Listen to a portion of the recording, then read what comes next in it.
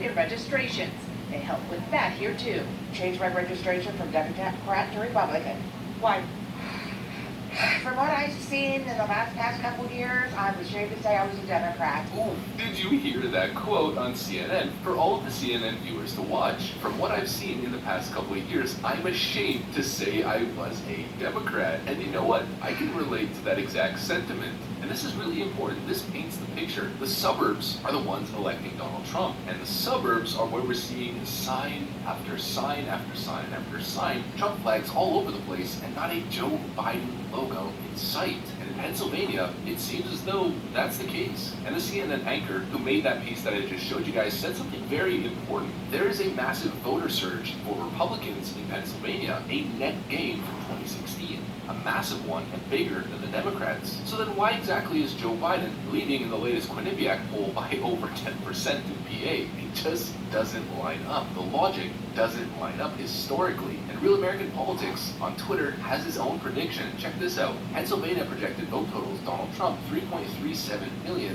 and Joe Biden 2.97 million.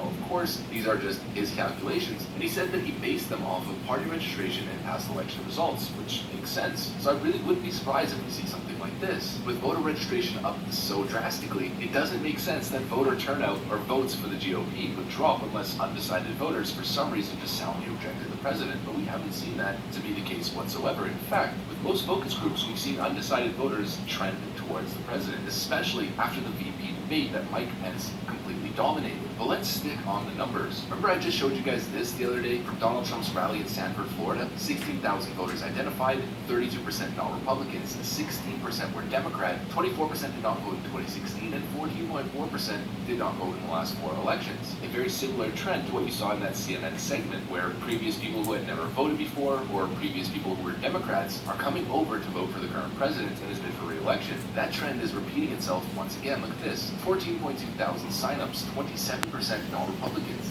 20% Democrat, 22.5% did not vote in 2016, and 15.2% did not vote in the last 4 elections. Thank you, Pennsylvania. I mean, that's insane. A massive, massive pull from non-Republicans or independents, and then an equally massive pull from Democrats. You're telling me Democrats are just going to Trump rallies for no reason? No, they're on the Leo 2.0 train. Leo Terrell, Vernon Jones, lifelong Democrats who are staunchly supporting the president in his bid for re-election. It's an incredible phenomenon which we've seen blossom and bloom over the last 4 years. There's a recent Brandon Straka's hashtag walkaway campaign is bigger and better than ever, with nearly 1 million followers in their Facebook group. And we covered a while ago where in 1 month they added 85,000 members to their group. The same is not happening on the other side. We're not seeing massive increases of Democrat voter registration in some of these key states. Not in the same way that we've seen big gains for the Republican Party. And if Democrats expect to win in 2020, they're going to need a serious voter turnout. But even with mail-in voting, we're not exactly seeing that play out in the numbers that they needed. And the news cycle just continues to be good for the current president.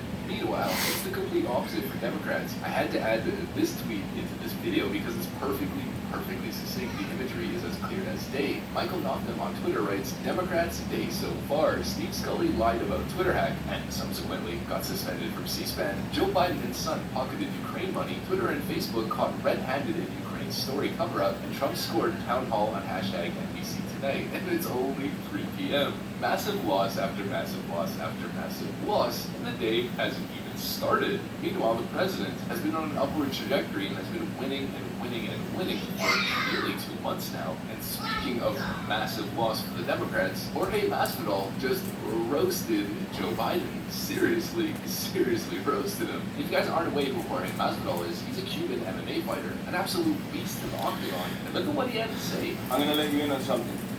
The Democrats just think that they're entitled to the Latino vote. They think they would just have to hand it over to them. That's right.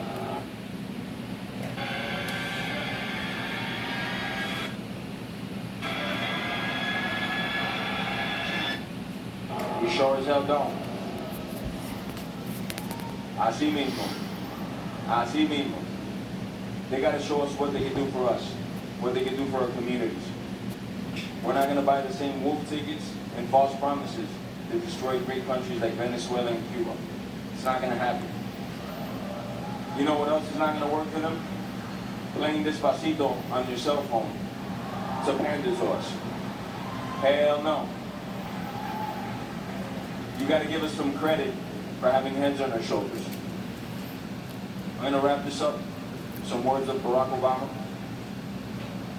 He said elections have consequences. That is true. And those words have never been more true than they are today. We either re-elect President Trump and keep America great. Amen. Or we let Joe Biden destroy the greatest country the world has ever seen. Now, I'm a professional athlete and I've been one for most of my life, so I've always seen things through a sports lens. That makes Donald Trump our head coach. And before the global pandemic, we were winning Super Bowls. And when you're winning Super Bowls, you don't fire the coach. Absolutely incredible. Cuban Americans have had enough of the Democrat Party. They've had enough of the charade, the guilt trip of you have to vote for us based on your identity group, and they're rising up and pushing back stronger than ever. He said